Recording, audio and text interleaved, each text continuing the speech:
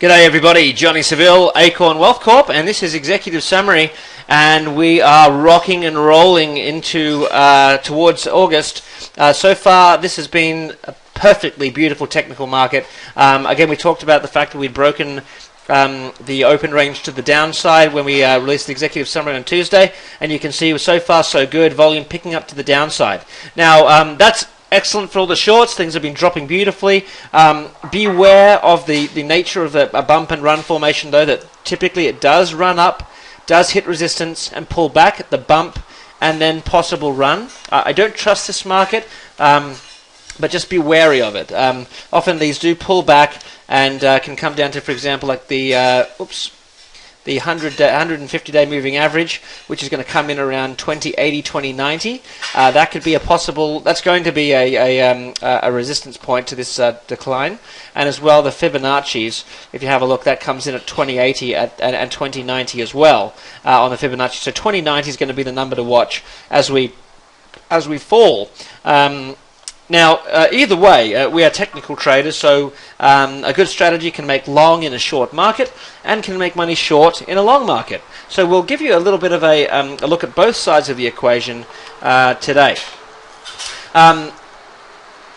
So in terms of the argument for the short side, one thing we should be aware of is the Treasury Bonds have started a very bullish move. You can see that they just kind of this kind of lovely momentum turn after this steady decline coming out of this type of a pattern here. Look at a copy and drag. You can see that we've got this kind of downward channeling, which is bullish. You can see the bonds have now turned bullish as well, and so that's indicating more bearish action. So that's still aiding the bears. As we switch over then to have a look at the stocks that we can trade to benefit from that, we can look at ALR. This is a healthcare hospitality company. You can see this stock has been on a long run, all the way back from $35, but has attracted some insider selling recently. So that's one of the big pluses to that. And of course, any company that really has yet to break its uptrend is going to be susceptible to any kind of downward action. The one warning on this is that we don't have signs of momentum yet, and that's what I'm really trying to focus on, is the momentum trade kicking in. So it may be a little bit early because we're in a downward channel. A downward channel indicates a possible reversal to bullish action. But this is certainly one very close on my radar, looking for a short as it kind of breaches through this $51 area. And how low could it go? Well, I mean, it's the kind of thing I just throw a stop loss in at 52.57 and just let it drop. And as soon as it starts to clear some ground, lower the stop loss to the entry point so it's a free trade and just let it drop. So ALR is one that I'm looking at there. JCPenney, obviously a massive amounts of debt to Goldman Sachs. This is also one that could be a decent short.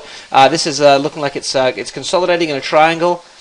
We can see the money flow, which was also, by the way, I'll show you ALR again in a second. Money flow is coming right out of it.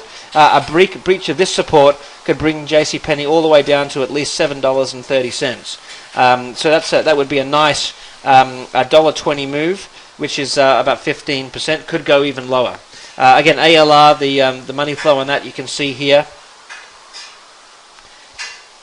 looks beautiful, just coming right out of the stock. Okay, and also Adobe, another one we talked about in Trading Room tonight. You can see here this decline in this head and shoulders potential pattern. And but Adobe's had some heavy insider selling recently, and that would be the third one that I've got there on the list.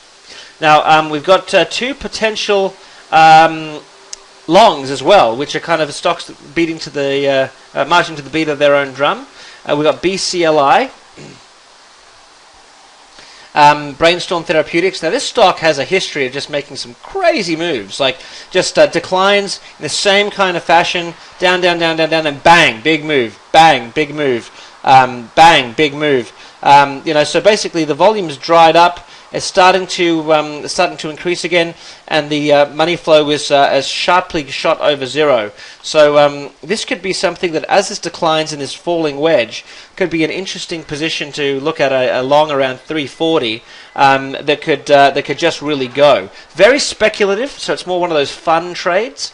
But I look at a target of at least 360. But I mean, realistically, this could go even further up into the fours. RTTR is the other kind of fun long trade. Again, these are both kind of very speculative because the only stocks that are really moving are the ones that completely are defying markets and doing their own thing. Now, this is obviously a new listing, a pharmaceutical company, and the volume has been 90,000, 30,000, 20,000. Then yesterday, bang, 284,000, and today 281,000. You can watch for a pullback on this towards the $4 mark tomorrow, but this could possibly just open and keep on going. So I'm looking for intraday, looking for any kind of pullback, but if it doesn't pull back, I'll just take it at the open and look for a 10% rally. If we go to the hourly chart to get a bit of a closer look to how it's moving,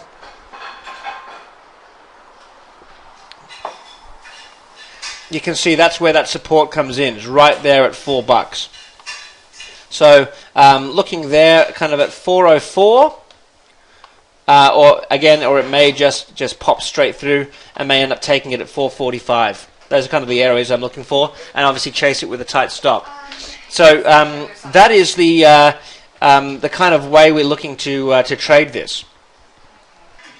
So, if you're not a member of the Acorn community and you're trying to figure out how we keep finding these juicy trades, it's all about scanning for the right criteria when you know what you're looking for.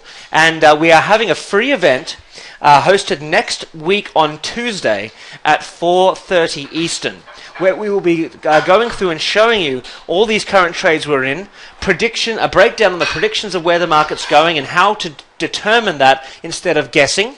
And we'll be teaching you how to develop scans using free online tools to find these types of opportunities. It's free to attend, and all you need to do is go to acornwealthcorp.com/event. That's acornwealthcorp.com/event. The event is limited to 500 people, so make sure you do register fast because it does cut off after there. And again, if you don't have a chance to attend, a recording will be sent out. So it's one of our favorite once-a-year events where we talk about how to capture the crash and scan for the opportunities. So don't miss it. acornwealthcorp.com/event, and we'll look forward to seeing you all soon. Happy trading, and good night.